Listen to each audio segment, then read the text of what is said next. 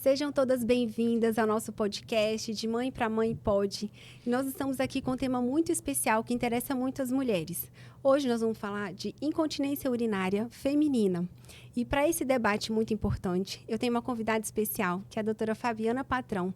Ela que é ginecologista, especialista em uroginecologia, vai estar aqui abrilhantando, esclarecendo algumas dúvidas e nos ajudando, a falar desse tema que é muito importante para a nossa saúde feminina. Porque esse mês de março é o mês onde nós comemoramos a Semana da Incontinência Urinária. Qual que é o objetivo dessa semana? É da gente desmistificar muitas questões envolvendo a incontinência urinária, para a gente ajudar as mulheres no tratamento, para que elas consigam buscar ajuda de qualidade, de forma satisfatória, para que elas consigam melhorar a sua qualidade de vida.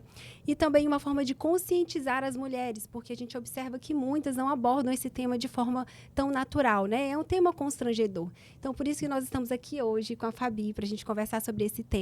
Então, estamos aqui com a doutora Fabiana Patrão, que irá nos ajudar a brilhantar a discussão sobre esse tema. Muito obrigada por ter aceitado o nosso convite, muito obrigada por estar aqui para a gente discutir isso juntas, né? O nosso objetivo é falar para mulheres, falar para mães, e estamos muito felizes com a sua presença aqui hoje, tá bom? Tá jóia, imagina, gente. Eu que agradeço. Obrigada pela oportunidade de participar dessa conversa, que eu acho que vai ser super produtiva, de compartilhar essas informações no mês de homenagem, né? No mês de que a gente joga o foco para a incontinência urinária, Isso. porque a gente tem aí o dia, a Semana Mundial da Incontinência. Isso. Obrigada a você, eu que agradeço. Que bom. E aí, Fabi, explica um pouquinho para a gente, para as mulheres, né? O que é a incontinência urinária? Então, vamos lá. Tem muita coisa para a gente conversar, né? Vamos começar explicando o que é. Melhor pergunta, você já começou com ela. Do ponto de vista médico, a gente segue uma sociedade para estudar sobre um assunto. E a ICS, que é a International Continence Society, é a sociedade que a gente usa como parâmetro para a maioria desses distúrbios de assoalho pélvico. A incontinência urinária, de acordo com a ICS, é muito simples. É qualquer perda urinária que seja um problema social para a mulher. Então, assim, às vezes as pessoas me perguntam, Fabiana, eu perco um pouquinho de urina quando eu vou fazer alguma coisa, eu tenho incontinência? Quantos ml de urina eu preciso perder para você diagnosticar que eu tenho incontinência? Não existe esse conceito, tá, gente?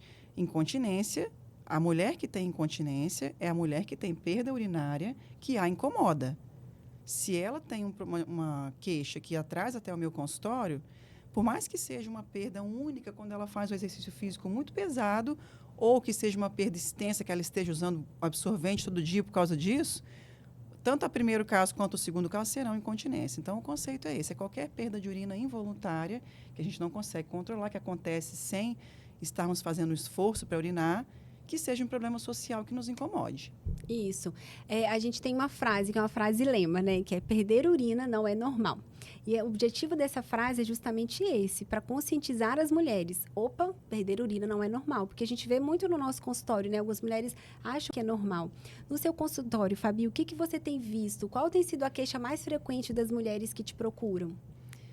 Então, como você falou, a gente precisa divulgar muito e bater muito nessa tecla de que perder urina não é normal. Porque não é isso que a maioria das mulheres acredita e entende. Né? Existe aí um tabu na sociedade de que a mulher, principalmente a mulher que envelhece ou a mulher que tem filhos, que seja normal que em algum momento da vida ela vai começar a perder urina. E não, esse conceito não existe. Não é normal perder urina de fato. Eu posso usar um exemplo do meu consultório recente que cabe muito nessa frase que você está usando. Eu, na semana passada, atendi uma pessoa, uma paciente que não era idosa, era uma paciente que estava no período aí de perimenopausa, em torno de 40 e poucos anos, e ela me procurou com uma série de outras queixas ginecológicas, que foram as queixas que a levaram até mim, né? Que ela não estava conseguindo perder peso como antes, que ela queria dar uma olhada nas dosagens hormonais, e estava sentindo muita fadiga, uma memória muito ruim. E aí, no transcorrer da consulta, conversando com a paciente, eu cheguei no ponto da atividade física. Eu falei, mas então, vamos lá, o que você está fazendo de atividade física? Ela falou, não, nada, não posso. Eu tive que sair da academia. Eu falei, mas por quê? Você tem alguma doença? Não, eu estou perdendo urina. E comecei a me sentir insegura para fazer os exercícios da academia, agora eu não estou podendo ir mais. Aí eu falei, não, mas espera aí, a gente está conversando aqui já tem quase 40 minutos, 1 hora, uma série de outras queixas que você me trouxe, e até agora você não tinha me dito que perde urina, E na né? ginecologista que é especialista em Aí ela falou, urogineco. não, mas não é normal? Eu falei, não é Não. normal. Como assim? Aí a gente foi esmiuçar e era uma incontinência relevante para ela. Tão relevante que tirou a paciente da academia, né? Sim. De uma coisa que é a atividade física, que é tão importante nessa fase da vida dela, inclusive para ajudar em todas as outras queixas que foram as quais a levaram até mim. Então, realmente, assim, não é normal perder urina. No meu consultório, no dia a dia, eu acabo fazendo uma busca ativa, eu pergunto, né? Por mais que as queixas sejam outras, de corrimento, às vezes só uma rotina ginecológica, eu sempre pergunto da parte urinária se está tudo bem com o xixi, se tem escape de urina, se acorda muito de madrugada para urinar, se faz xixi de meia hora, de hora, se está fazendo muito xixi ao longo do dia, se tem alguma sensação de esvaziamento incompleto, às vezes vai ao banheiro, parece que ainda ficou um pouquinho de xixi. E, assim, por incrível que pareça, a incidência da incontinência é uma incidência muito alta. Quando eu falo de incidência, é a porcentagem de pessoas na população que sofrem dessa causa. A gente fala muito de hipertensão, fala muito de diabetes, fala muito de problemas de tireoide, problemas neurológicos. E já tem um estudo antigo que eu costumo mostrar para as minhas pacientes, lá da década de 90, que já mostrava como que a incidência da incontinência ultrapassa a da hipertensão, da depressão e do diabetes. São essas 3 condições que eles colocam no estudo. E a gente estuda e conversa tanto sobre depressão, estuda e conversa tanto sobre diabetes, tanto sobre hipertensão, sendo que a incontinência urinária é uma causa mais incidente, mais frequente, mais comum do que essas 3 que eu falei. Por isso é importante essa conversa nossa aqui. Isso. Né? E esse é o nosso objetivo, né? Um dos objetivos do nosso canal, de Mãe para Mãe Pode, é esse mesmo, da gente levar educação e saúde para as famílias, para as mulheres principalmente, né? Como a iniciativa partiu de nós, mulheres, então a gente sempre puxa um pouquinho esse lado, né? E a gente tem visto que a saúde da mulher, ela é negligenciada às vezes em muitos aspectos, né? Então, assim, como a incontinência urinária não é um problema que vai implicar no risco à vida, né? Então, ela acaba sendo deixada um pouco de lado, no sentido dos estudos, dos avanços tecnológicos, não é muito incentivado, né? Porque, isso é um problema de mulher, né? Ela vai ficar em casa depois, menopausada, senhorinha, vai ficar lá com seu crochê, seu tricô, não tem problema usar a fraldinha. E hoje em dia a gente tem visto o quê? O oposto. As mulheres estão vivendo mais, querendo viver com qualidade de vida, viajando, né? Seus grupinhos de terceira idade estão curtindo. Então, as mulheres estão incomodadas com essa questão da perda de urina. E a gente tem visto ao longo dos anos essa evolução. Uma coisa que me chamou a atenção foi uma vez na farmácia. Eu estava passando ali naquela seção de absorventes e eu vi um absorvente escrito assim: absorventes para incontinência urinária. Controle o seu escape de xixi. Falei, gente, se está vendendo absorvente para incontinência urinária, vai totalmente de acordo com o que você acabou de dizer. A incidência, ela é alta desde a década de 90 e vem aumentando cada vez mais. Mas aí, qual que é a saída dessa mulher, né, que está querendo sair de casa e não ficar incomodada ali com a perda de urina? É usar um absorvente. Ok, que bom que tem essa ferramenta ali para, de repente, ajudar numa situação pontual. Porém, aquilo não pode ser utilizado como uma forma de acomodar. Não, vou usar o forrinho, vou usar o absorvente, a fraldinha e tá tudo bem. Não, a gente sabe, né, que não melhora sozinho. E tem uma outra questão, não só não melhora sozinho, como a tendência é que tem avanço dos sintomas, né? Se a gente for falar depois sobre causa, sobre os fatores de risco que estão mais associados à perda de urina, são fatores de risco que, com o passar da vida, com o passar do tempo, eles vão associando cada vez mais fatores de risco. Então, aquele escapezinho que só acontecia num espirro mais forte, numa crise de rinite, ele vai passar a acontecer ao se levantar de uma cadeira, ao se abaixar para pegar uma coisa no chão. E a tendência é que os sintomas vão evoluir. E aí a gente acaba sendo um pouco mais frequente a gente ter no consultório a paciente que chega para mim com a queixa mais avançada. Que agora sim ela acha que não está normal. Perder um pouquinho de urina quando tossia, quando espirrava, era ok. Agora não mais, porque agora ela não está conseguindo nem levantar da cadeira mais, ou não está conseguindo mais ir para uma academia, porque ela perde urina. Então, a gente não pode deixar chegar nesse ponto. Por isso, a gente está aqui conversando, explicando que realmente não é normal. E, às vezes, nas fases iniciais, a gente consegue tratar com ferramentas mais conservadoras, que são mais fáceis, né? Com aderência mais fácil, com custo menor, Sim. com exposição menor à questão de centro cirúrgico, às vezes cirurgias, às vezes lógico que são vários tipos de incontinência, mas a gente tem hoje a medicina avançando muito nesse sentido, até do tratamento conservador. Sim. Então, gente, assim, é muito importante. Conversa com o ginecologista. Se tem um escapezinho de urina quando tosse, se você acorda 4 ou 5 vezes de madrugada para fazer xixi todos os dias, isso atrapalha o seu sono. É importante, né? Até para ter certeza se for normal, não, o médico avaliou e é assim mesmo. Uma outra questão. Às vezes, como mães, a gente se preocupa muito com os filhos, né? Às vezes eu vejo a paciente está lá fazendo uma rotina comigo, ela me pergunta da filha. Ai, mas a minha neném está com 3 aninhos e ainda não saiu da fralda. Isso é normal? O que você acha, doutora? E ela não se preocupa com a incontinência que ela tem. Então, a gente, né, não fica tão preocupado se já está na hora de tirar a fralda, se está fazendo xixizinho na cama ainda ali com 5, 6 anos, se isso é normal. Leva no pediatra, leva no neuro, leva num monte de gente. É verdade. Mas a gente pode perder um pouquinho de urina, a gente pode fazer xixi de meia em meia hora, não tolerar uma viagem de carro ali de 3, 4 horas, ter que colocar um absorvente maior, porque vai dar vontade de fazer xixi, não vai conseguir parar em qualquer lugar. Não, então a gente também tem que olhar pra gente, né? Mãe, né? Mãe sendo mãe, né? A mãe sempre priorizando o filho, sempre querendo cuidar da saúde do filho, esquece dela mesma, né? Dela mesma, na verdade. Esses pontos que você está abordando me chamam muito a atenção, né? Eu já recebi também no consultório uma filha que levou a mãe dela, porque a tia, que é uma senhorinha, de tanto levantar à noite para urinar, ela caiu. Então, assim, existe essa estatística, sim. A queda no idoso, né, é muito frequente e é um fator de risco muito grande, até para ficar acamado, até para ter uma lesão, uma fratura de fêmur, enfim. E aí ela falou assim, Pri, eu acho que isso é uma questão genética, porque a minha tia perde urina, a minha mãe também. Então, assim, lá em casa, todas perdem urina. E eu não quero que a minha mãe caia no meio da noite. E eu perguntei para minha mãe quantas vezes ela urina à noite. Ela urina 7 vezes à noite. Falei, nossa, então praticamente não dorme, né? E aí, então a gente vê, caramba, como que isso impacta realmente a vida social? Aquilo que você falou lá no início, que qualidade de vida é essa, né? O próprio conceito já fala, né? Que gera algum constrangimento. Eu tive uma senhorinha que eu acompanhei também, que ela disse que o urologista proibiu ela de tomar chá. Porque o chá, a gente sabe, né? Que tem um componente estimulante, pode estimular a bexiga. Então, é uma ferramenta que a gente pode reduzir um pouco, né? No caso de uma bexiga hiperativa. Mas, assim, que cruel. Ela falou, nossa, mas eu amo tomar meu chazinho à noite, né? É aquela coisa, assim, que faz bem para ela, é cultural para ela, né? E sair também no fim da tarde para tomar chá com as amigas. E ela foi proibida de fazer isso. Imagina. Então, ela se sentiu, assim, muito triste. Aí ela pensou, nossa, eu tô no fim da vida mesmo, né? Porque eu não posso tomar meu chá, eu tenho incontinência urinária, não consigo sair com as minhas amigas. E, assim, claro, o tratamento, a gente não usou tratamento cirúrgico com ela, foi tratamento conservador.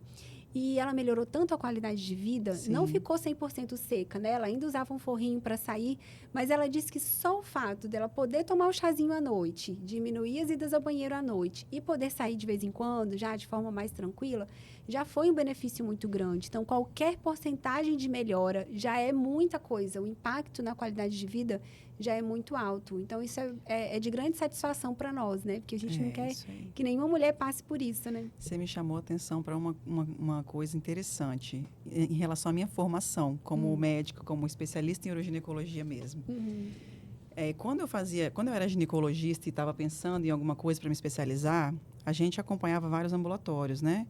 Da cirurgia de endometriose, de infertilidade, de ginecologia geral, de miomas, né? Várias condições ginecológicas, inclusive o de uroginecologia, que era o ambulatório de incontinência urinária e prolapsos. E o que mais me chamava a atenção naquela época, alguns anos atrás, que a gente não pode denunciar muito a idade, era como as pacientes voltavam satisfeitas do tratamento. Sabe, assim, o sorriso no rosto, isso para o médico é muito gratificante. Muito. De uma condição que era uma coisa que não era letal, não é uma coisa que vai te levar à morte, às vezes, tanto quanto outras doenças mais graves, mas que tinha tanta relevância na qualidade de vida delas. E, sinceramente, era o serviço onde as pacientes voltavam mais satisfeitas. E foi por isso que aquilo me chamou a atenção e me conquistou um pouco, né? Eu falei, nossa, eu quero isso para mim. Eu quero trabalhar com esse público. Quero levar esse benefício às pacientes. E, graças a Deus, é isso que a gente consegue fazer hoje, né? Isso é muito bom. Quando eu estava na residência, porque eu fiz fisioterapia primeiro, né? Então, eu já trabalhava ali com períneo do ponto de vista terapêutico, né? No tratamento da incontinência. Na época que eu comecei a atender, Fabi, quando eu falava que eu fazia fisioterapia nas partes íntimas, as pessoas me achavam meio doida, né? Como assim? Existe fisioterapia para isso? Existe. Como isso né? evoluiu, né? Como evoluiu nos isso. últimos 10 anos, o salto da fisioterapia pélvica, assim, foi enorme. Isso é muito bom, porque é um recurso muito válido. E a gente tem visto agora nos últimos anos, nos últimos 5 anos, um outro boom, um outro avanço, que são os avanços tecnológicos, né? Como que a ginecologia evoluiu. Porque na época que eu era fisioterapeuta, o ambulatório lá de uroginecologia da faculdade era só medicamento, cirurgia. Ou nada. Ou nada. É, isso aí. Ou um conduto expectante. Aí depois entrou a fisioterapia. Então, você já tem exercício, fisioterapia, medicamento e cirurgia. E aí, agora, a gente já tem tecnologia, continua com a fisioterapia. A própria fisioterapia também evoluiu, não está mais somente naqueles exercícios da cinesioterapia básicos, né? Muita coisa já evoluiu. A gente já tem o biofeedback, que é um recurso muito válido, que melhora a propriocepção. Aí, a gente já tem outras correntes, né? A invasiva, a não invasiva. Então, isso tudo está crescendo. Tem os estímulos de colágeno, tanta coisa já está evoluindo. Então, acho que para nós ter um arsenal mais vasto nos ajuda, né? Então, assim, isso é muito gratificante. Quem ganha são os pacientes, que saem com melhora, com uma qualidade de vida totalmente diferente de como elas chegaram, né? Em relação à fisioterapia, sinceramente, eu não consigo enxergar hoje uma pessoa, um médico, trabalhando com incontinência urinária, com prolapso genital, com uroginecologia, sem estar de mãos dadas com uma boa equipe de fisioterapia. E aí, às vezes, as pacientes torcem um pouquinho o nariz, porque nunca ouviram falar nisso. Falar, mas fisioterapia, mas na vagina. Isso. E aí, eu uso a seguinte metáfora que eu tento usar. Eu falo assim, olha só, quando o jogador de futebol lesiona o joelho, ele opera, certo? Porque, às vezes, a pessoa já vem querendo cirurgia, né? E ele volta a jogar no dia seguinte? Aí todo mundo, não. Exatamente. Não, ele não volta a jogar. Ele tem que fazer uma reabilitação da musculatura, do quadríceps, da musculatura acessória. Ele tem que aprender como ele vai cair no chão. Ele tem que aprender como ele vai chutar a bola. Ótimo. Então, como você quer tratar de um problema do assoalho pélvico, da pelve, sem fazer fisioterapia, é a mesma coisa. O mesmo tecido que segura o joelho, que são os ligamentos, é o tecido que segura as estruturas dentro da pelve, né? Aí a pessoa, acho que dá um start, consegue entender melhor o que eu estou querendo dizer. Mas é a pura verdade, assim, hoje eu não me enxergo trabalhando com essa especialidade sem ter uma equipe boa de fisioterapia pélvica de mãos dadas. Isso em relação à fisioterapia. E um outro detalhe ainda em relação à fisioterapia. A incontinência, gente, ela tem um impacto muito vasto na vida da mulher. Ela vai impactar na função sexual muito, vai impactar muito.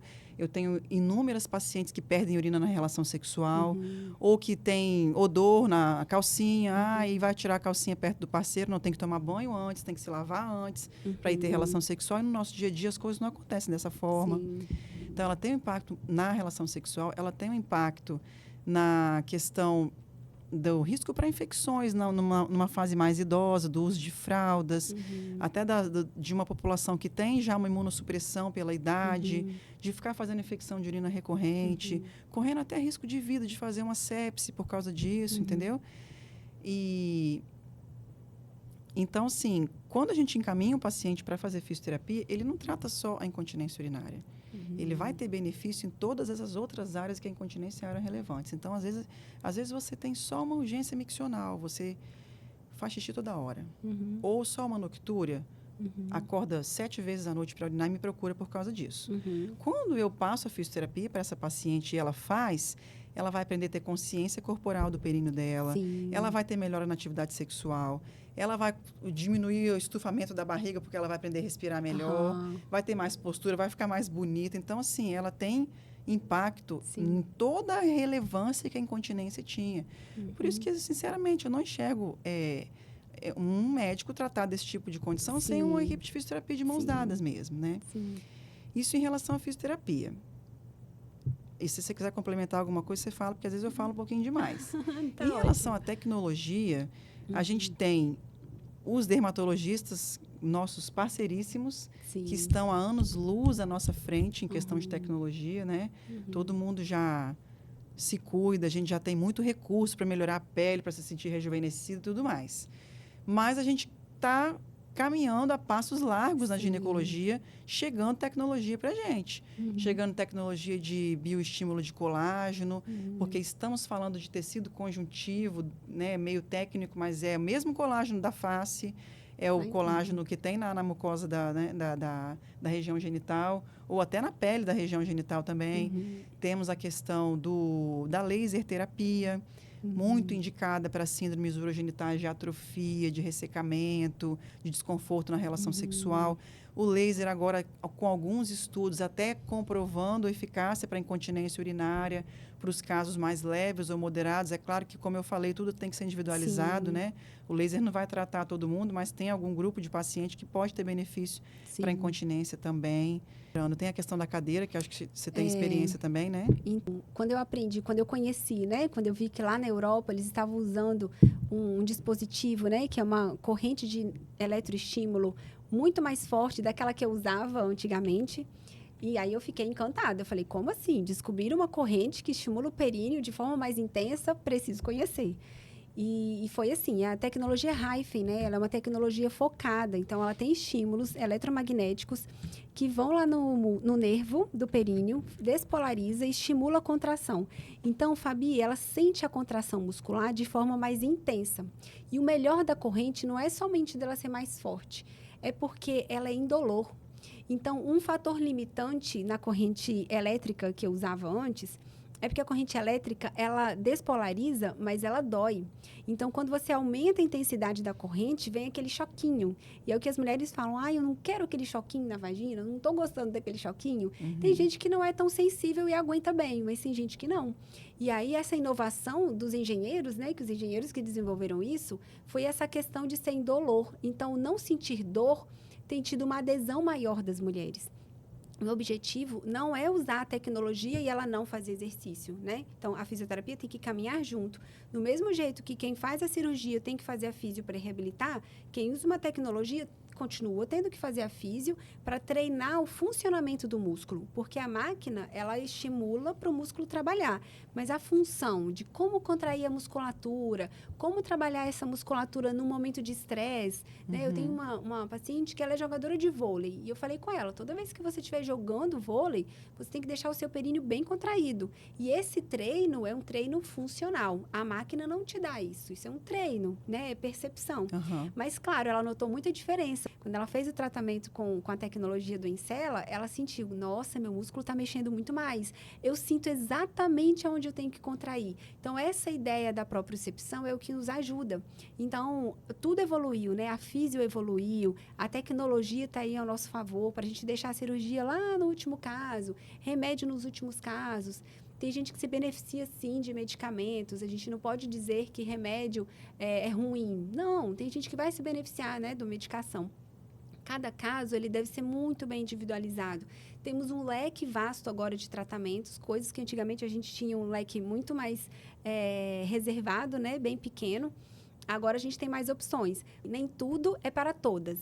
Né, a gente precisa individualizar. Tem mulheres que realmente vão se beneficiar da cirurgia, mas aí ela pode se beneficiar de uma tecnologia pré-operatória, da fisioterapia pré-operatória. Então, são vários fatores. O importante é a gente saber identificar a causa da incontinência. E como a incontinência, geralmente, ela é multifatorial, né, Fabi? São vários fatores envolvidos. Claro que o tratamento também vão ser vários tratamentos envolvidos, né? Por isso que a gente fala tanto de equipe multidisciplinar. Isso é muito importante. Não é somente o médico que vai resolver aquele problema. Ele vai precisar da ajuda de outros profissionais, né? A gente tem situações que, às vezes, traumas emocionais podem desencadear a perda de urina.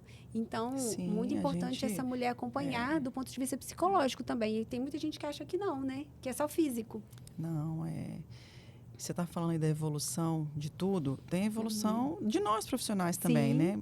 Hoje em dia, a gente tem um monte de especialista nessa área, que antigamente era o ginecologista geral que cuidava de incontinência urinária, urologista que cuidava. Então, a gente tem hoje uma disponibilidade de profissionais mais interessados em estudar só isso, acompanhando essa evolução.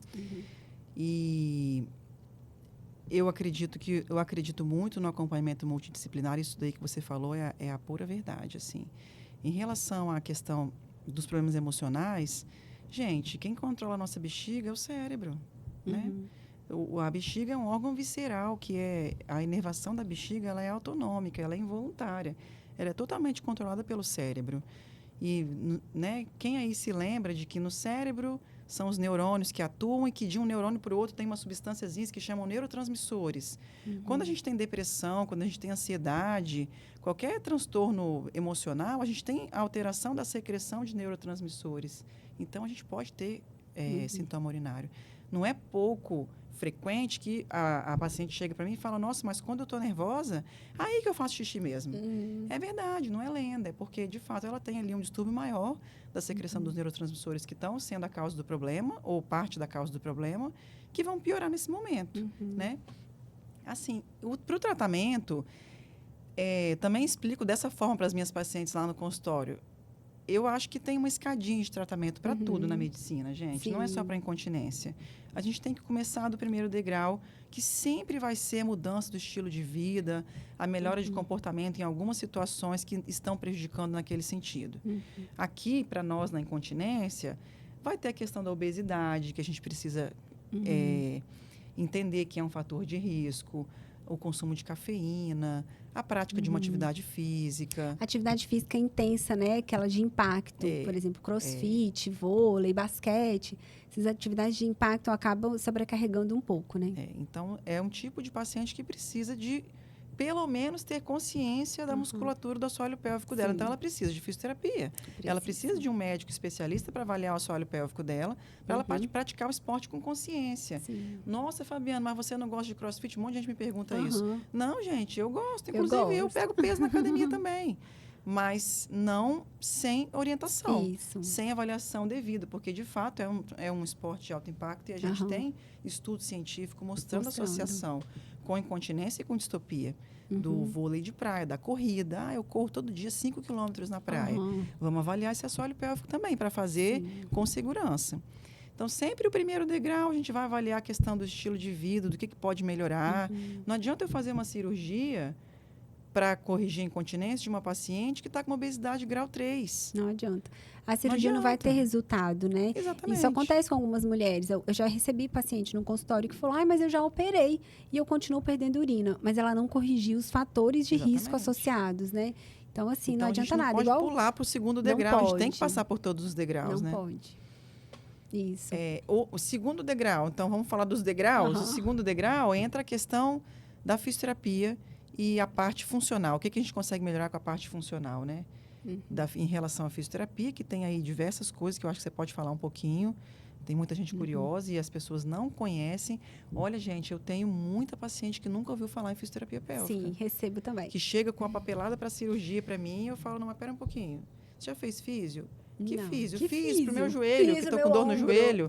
Não é. É muito cruel quando você fala para uma jogadora de vôlei e fala assim, olha, para de jogar vôlei. Não tem como, ela gosta. Ou uma mulher que entrou no crossfit, eu recebi paciente que ela falou assim para mim, nossa, o crossfit mudou minha vida.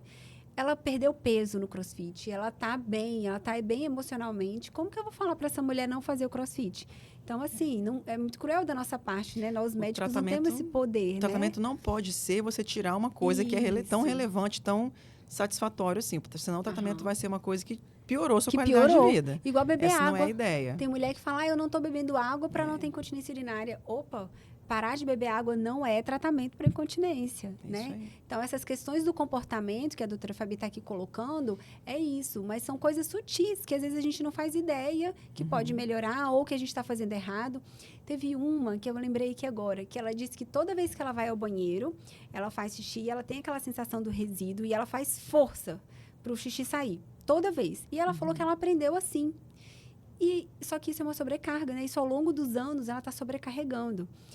Eu tive uma outra também que me falou que toda vez que ela ia espirrar ou tossir, ela prendia o ar e espirrava para dentro, assim, né? Não soltava. Então, isso aumenta a pressão intraabdominal. Então, uma sobrecarga.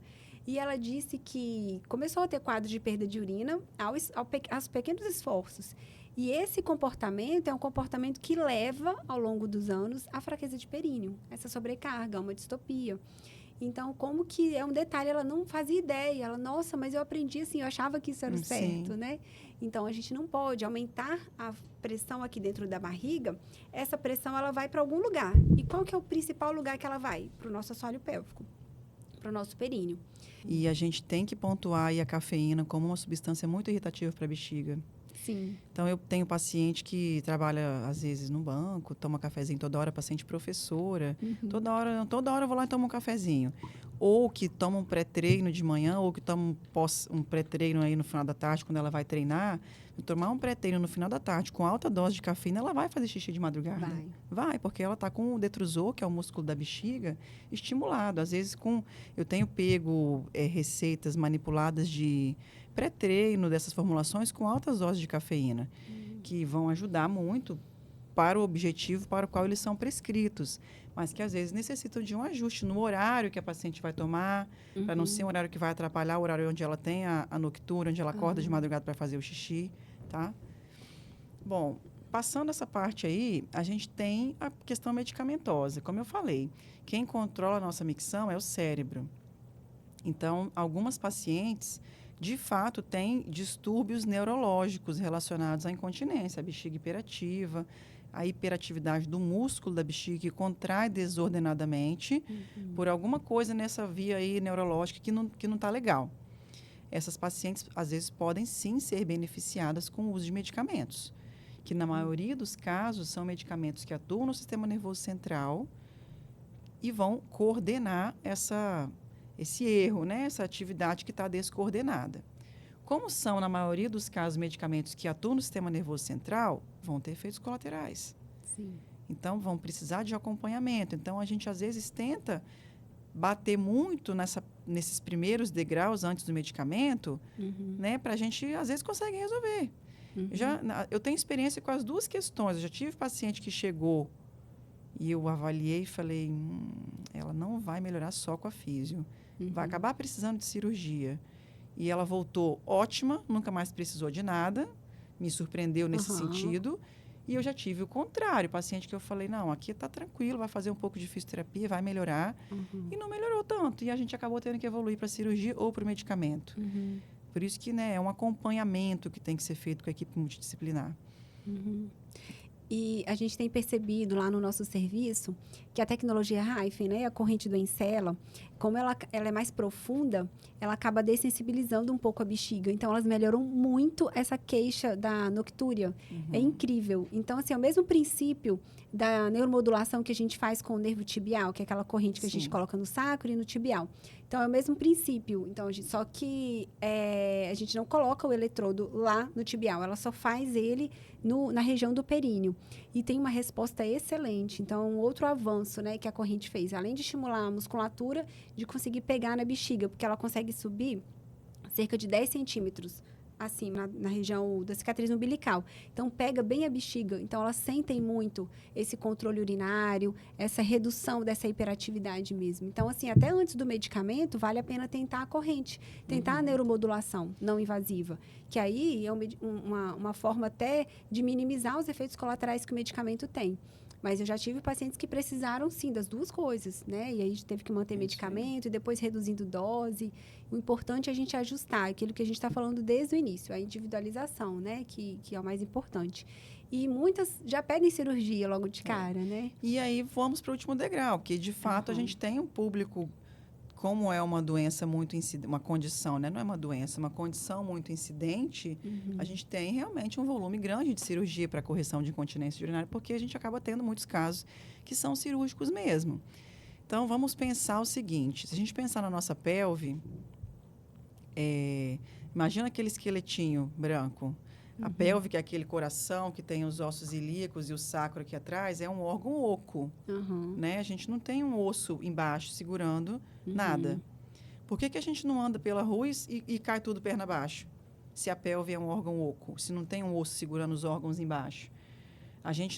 Isso não acontece porque a gente tem um monte de ligamento segurando tudo no seu devido lugar, segurando o útero, segurando o canalzinho do xixi. Sim. Então, por que quando a gente tosse, quando a gente pula na academia, quando a gente pega uma criança pesada no colo, a uretra não sai do lugar, a bexiga não desce? Porque a gente tem os ligamentos saudáveis, com tônus bom, segurando tudo no devido lugar, como é a natureza muito sábia que Deus criou. Algumas mulheres vão ser submetidas ao longo da vida a alguns fatores de risco que podem levar a um afrouxamento desses ligamentos. E da musculatura acessória, que também ajuda nessa manutenção, né? Essas mulheres, de fato, às vezes, ter um problema anatômico mesmo. Isso a gente avalia na consulta, a gente avalia no exame físico. Existem alguns exames complementares que a gente pode fazer para definir ali se tem um grau de severidade que precise de cirurgia, como, por exemplo, o estudo urodinâmico, que é um exame até eu faço no consultório. É um exame que avalia a micção mesmo. A gente coloca uma sondinha no canal do xixi, tem uma privadinha lá no consultório, a gente vai fazer o enchimento da bexiga dela, meio que simulando o que acontece com o enchimento da bexiga em casa. Ela vai tossir, vai fazer força, e a gente vai avaliar se tem uma severidade de incontinência que justifique ela ser operada. E a gente vai fazer uma avaliação em conjunto, né? Eu não vou operar o exame e não vou avaliar só a paciente. Então, sim, algumas pacientes têm realmente um distúrbio do ligamento que está afrouxado, às vezes abrindo um parênteses, que fatores seriam esses que a gente é submetido ao longo da vida? Então, entra a questão genética, que conta muito para a incontinência urinária. Existem vários estudos mostrando a mutação de alguns tipos de colágeno para a incontinência. A questão obstétrica, né, dos partos, de bebês macrossômicos, de períodos expulsivos prolongados, de lacerações de trajeto de parto. Número de gestações, né? Número de gestações. Então, uma mulher que ficou grávida 3 vezes, ela tem um risco maior de ter incontinência do que uma mulher que só tem um filho. A obesidade, as doenças neurológicas em geral, por esse motivo que eu já falei aqui. Né? A endometriose, às vezes a paciente que faz uma cirurgia de endometriose profunda, ela acaba mexendo muito na inervação da bexiga durante a cirurgia, né? Outras cirurgias pélvicas prévias, esterectomia. Então, tudo isso pode acontecer para acontecer, de fato, resultar, de fato, no afrouxamento desses ligamentos e a gente precisar de substituir o ligamento. Então, hoje, a cirurgia padrão ouro, que a gente considera aí 95% a 98% de sucesso na melhora dos sintomas de incontinência, é a cirurgia de sling, onde a gente pega uma telinha e posiciona essa telinha embaixo da uretra, no ligamentozinho que segura o xixi, que é o ligamento puboretral. Faz tipo um suspensório. Isso aí. Né? Então, sim, com um índice de melhora muito importante, com indicação para pacientes selecionadas e que foi feita toda essa investigação, que foi avaliado pelo médico especialista, que tentou, às vezes, um tratamento conservador.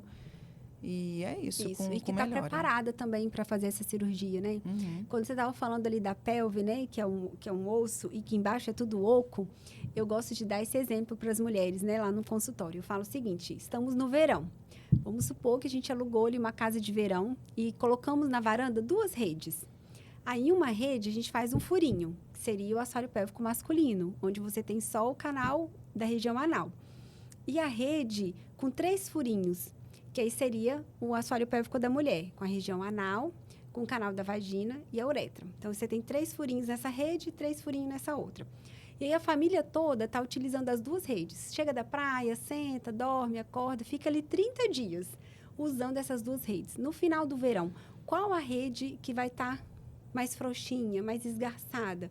Imagina que a fibra do tecido é a nossa fibra muscular. Então, ela vai estar o quê? Mais estirada, né? Mais cansada. Então, o nosso assoalho pélvico, anatomicamente, ele tende a ser mais fraco que o masculino. Já que temos esse fator de risco, a gente tem que fazer o quê? Se cuidar para minimizar esse risco. Porque não quer dizer que toda mulher vai ter. A gente está aqui falando de um número grande de mulheres que têm e outras não. E o que pode fazer para evitar ou para melhorar esse problema? O primeiro de todos é falar com alguém que você tem esse problema, falar com o seu médico que você tem esse problema e não ter vergonha de abordar esse assunto. E a partir daí, corrigir seus fatores de risco, discutir o melhor tratamento, qual vai ser o melhor caminho, porque o caminho ele é longo. A gente tem uma escadinha muito grande, vários recursos. E aí, poder escolher e poder ver qual recurso vai ser melhor para você, qual que vai estar mais viável. A gente sabe que tem questão financeira também envolvida, questão de tempo, logística, mãe com filho. Então, tudo isso são coisas que podem dificultar o seu tratamento. Então, a gente quer muito nessa semana da conscientização da incontinência urinária, colocar para todas as mulheres, para que a gente possa realmente entender, cuidar da nossa saúde como um todo, não só cuidar do coração, do diabetes, da beleza, do cabelo, e esquecer da região íntima, né? Eu que trabalho muito com obstetrícia, observo muito no pós-parto, a preocupação das mulheres maior é com a barriga. Ai, a minha barriga tem que voltar para o lugar, e se esquece do assoalho pélvico. Com as luzes do cabelo também. As luzes para voltar, a pintura. E o assoalho pélvico está totalmente interligado com o abdômen. Então, se você tem um abdômen que precisa ser trabalhado, se você tem um abdômen ali que realmente cansou na gravidez, o assoalho pélvico também cansou na gravidez. Então, são dois músculos muito relacionados, muito íntimos. São músculos que trabalham em conjunto, não tem como separar. Vou trabalhar o abdômen e vou esquecer do assoalho? Não, em conjunto, né? Então, isso é muito importante a gente trazer isso para as mulheres, porque as mulheres às vezes desconhecem ou se esquecem. Realmente manter a rotina de exercício é muito difícil. Para a nossa vida, né? Às vezes eu fico cansada, não quero ir na academia, não quero fazer o exercício, estou cansada. A gente sabe que é difícil. E exercício de períneo também é difícil. Eu percebo que a maioria, quando eu falo, e aí, faz exercício de períneo? Ai, Pri, esqueci, não consegui fazer. Tem essa dificuldade, a gente precisa reconhecer. Igual fazer dieta. Quando você emagrece, perde peso, você não tem que fazer dieta para manter? É a mesma coisa. Eu reabilitei o músculo, fiz fisioterapia, usei tecnologia, ou fiz uma cirurgia. Você tem que manter isso daí. Por quê? Porque nós vamos envelhecendo. A cada dia que vai passando, o envelhecimento vem, as causas podem continuar evoluindo. E a gente precisa ter essa manutenção do tratamento. O tratamento não é mágico. Tratei hoje, estou bem hoje, vou ficar bem daqui a 5 anos. Não, é um contínuo, é um continuar de tratamento. Por isso que a gente tem que estar com esse olhar bem atento com a nossa saúde. Você citou agora um plus que nós mulheres temos. Além da diferença de uma rede para outra, da rede de 3 furinhos, que foi assim que Deus nos fez, Sim. A gente tem o plus da menopausa. Né? É verdade. Então, os homens não têm influência hormonal sobre o períneo que as mulheres têm. A gente usa, às vezes, como fator de risco a idade avançada, né? Para um monte de coisa. Para artrose, os homens vão ter o mesmo fator que as mulheres. Mas na questão incontinência urinária, a questão hormonal conta muito.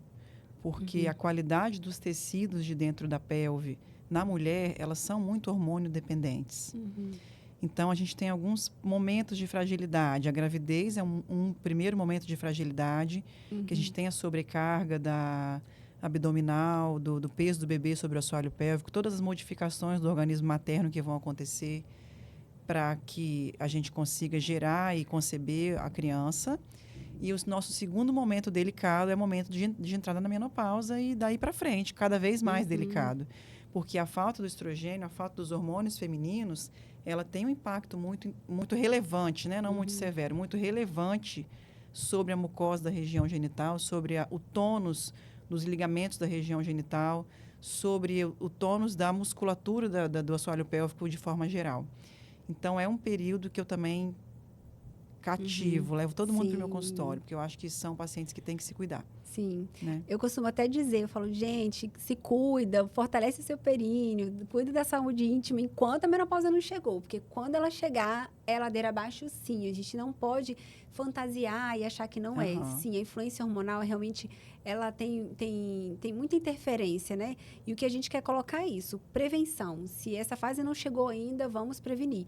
E se você já está na menopausa, procura ajuda o quanto antes. Não espera para o ano que vem, porque o ano que vem o sintoma pode estar mais florido. E aí vai sendo mais difícil tratar, vai sendo mais difícil. Os recursos já vão ficando mais escassos, vão ficando mais caros também, né? A questão de custo é importante.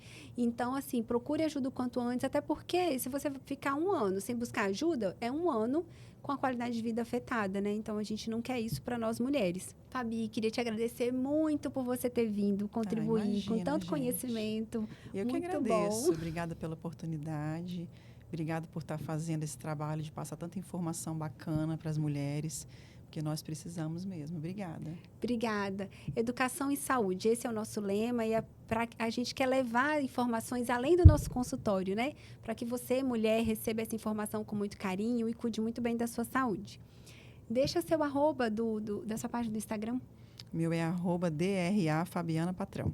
Isso. Segue lá, gente. Então, gente, para vocês conhecerem a doutora Fabi, esse trabalho multidisciplinar é muito importante. É muito bom a gente poder ter amigas médicas, né? Que têm o mesmo objetivo, o mesmo propósito de trabalho. E a nossa função é essa, que as mulheres sejam muito bem cuidadas. E estamos aqui à disposição de vocês.